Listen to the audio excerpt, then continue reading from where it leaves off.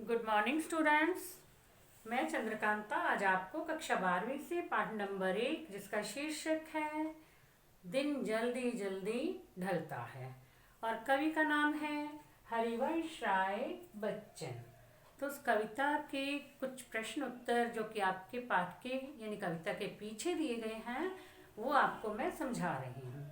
इससे पहले मैंने आपको कवि का जीवन परिचय, फिर कविता का सरलार्थ और उस पद्यांशों से संबंधित जो प्रश्न उत्तर थे वो मैंने आपको वीडियो में भेज दिए हैं। तो आपने वो दोनों वीडियो देख ली होंगी और नहीं देखी है तो प्लीज़ उन्हें देखिए और समझने का प्रयास कीजिए।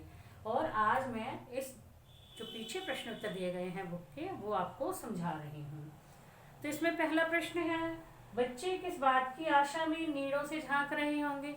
अब देखो इसमें आ गया नीड़ों से झांक रहे होंगे। नीड़ों मीन्स नीड मैंने क्या होता है, घोंसला।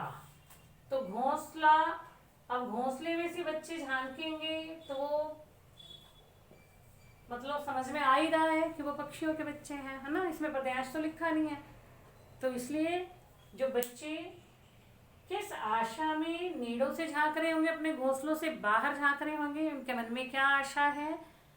उनके मन में अपनी माँ के आने की आशा है, यानी वो अपनी माता का इंतजार कर रहे हैं, क्योंकि सुबह सुबह चिड़िया अपने घोंसलों से बाहर चली जाती हैं, अपने बच्चों के लिए दाना चुग्गा लेने के लिए चली जाती हैं और वो शाम को वापस लौट के आती हैं।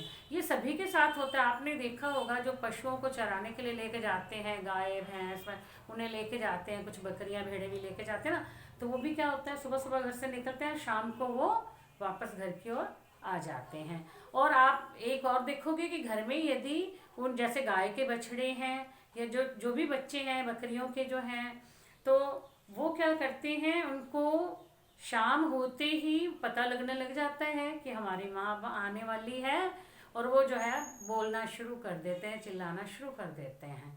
अब देखो उनके कोई वैसे कोई टाइम थोड़े ना उन्हें पता चलता है, लेकिन फिर भी उन्हें अंदाजा हो जाता है कि शाम हो गई, अब हमारी माँ हमारे पास आने वाली है, तो वो भी ऐसे बोलना शुरू कर देते हैं। उसी तरह से चिड़िया के जो बच्चे हैं वो शाम होते ही घोंसले से बाहर निकल करके इंतजार करना शुरू कर देते हैं। और अब आप बच्चों ने देखा होगा कि जिनकी मम्मियाँ जो है काम करती हैं, घर से बाहर जाती हैं सुबह, तो वो भी दोपहर को या शाम को जब घर आती हैं तो घर में यदि छोटे बच्चे हैं उन्हें भी फिर वो पता लगने लग जाता है कि हमारी मम्मी के आने का समय हो गया है। तो वो उस समय पहले सारा दिन तो वो खेलते रहेंगे, लेकिन जैसे ही आने का समय होता है तो वो थोड़ा सा उदास हो जाते हैं, रोआन से होकर बैठ जाते हैं। उन्हें पता चल जाता है कि मम्मी जो है वो आने वाली है, तो वो उसका इंतजार करने लगते हैं। तो इसी तरह से केवल मनुष्य ही नहीं बल्कि पशु पक्षियों के बच्चे भी जो है अपनी माँ का इंतजार करते हैं। यानी वात्सल्य की भावना, जो ममत्व प्रेम है, वो सब में पाया जाता है, खाली इंसानों में नहीं बल्कि हर प्राणी में पाया जाता है। माँ जो है अपने बच्चों से वैसे ही प्रेम करती है।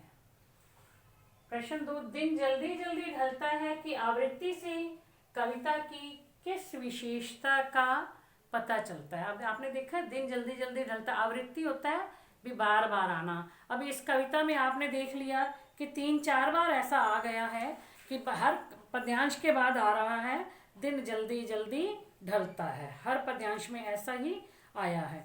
तो इससे हमें कविता की किस विशेषता का पता चलता है।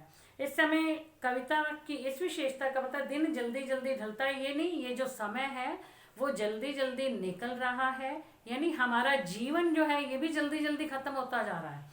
हम सोचते हैं कि हम जो है बड़े हो गए, बर्थडे मनाते हैं, आज 1 साल का हो गया बच्चा, 2 साल का हो गया, 4 साल, मतलब उतनी उम्र उसकी कम हो चुकी है। मतलब उसमें से 4 साल निकल गए, 5 साल निकल गए, 6 साल, हम तो बड़े हो रहे हैं, बड़े हो रहे हैं ना, तो उतनी उतनी उम्र जो है वो कम होती जा रही है।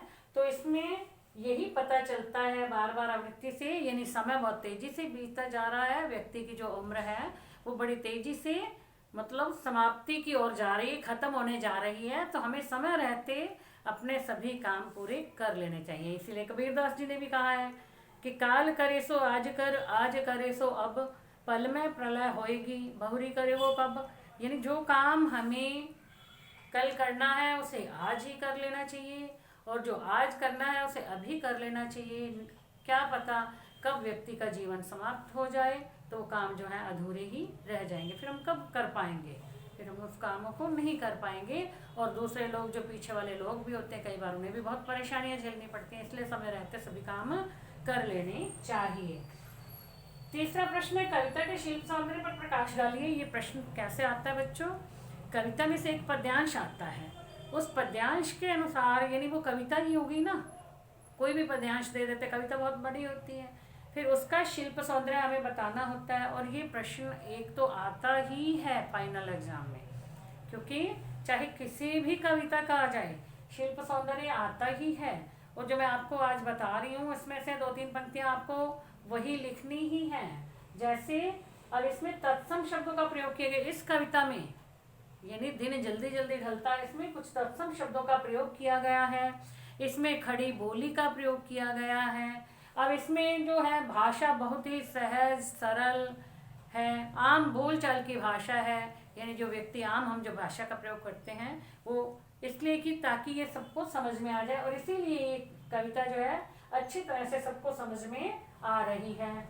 इसकी जो रचना है वो गीत शैली में की गई है, यानी इसको हम चाहें तो गीत जैसे गाते हैं ना, इसको हम लय सुर और ताल के साथ गा भी सकते हैं। और इसमें अनुप्रास अलंकार का प्रयोग किया गया है। अनुप्रास अलंकार क्या होता है? जहाँ एक ही शब्द दो या दो से अधिक बार आता है। इसमें तो दिन जल्दी जल्दी तो 2 बार आ ही रहा है, हर पंक्ति में दिन जल्दी जल्दी ढलता है, जल्दी जल्दी, तो इसलिए इसमें अनुप्रास अलंकार है।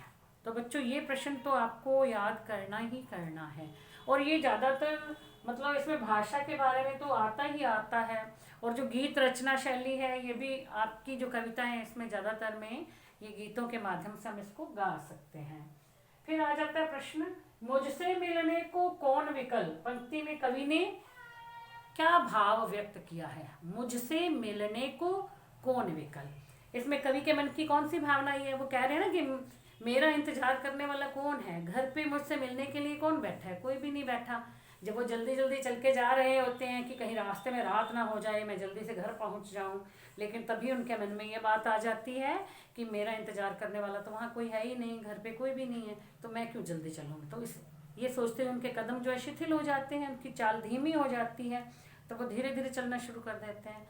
अब इसमें ये पंक्ति का कहा गया है, इसमें कवि के मन के क्या भाव व्यक्त हुए हैं? एक तो उनका एकाकीपन, क्योंकि उनके मन में आता है कि मेरा इंतजार करने वाला कोई नहीं है, मैं तो बिल्कुल अकेला हूँ, तो एकाकीपन उनका आ गया, भी अकेला है तो घर जाके जल्दी क्या करेगा, तो बाहर ही ठीक है।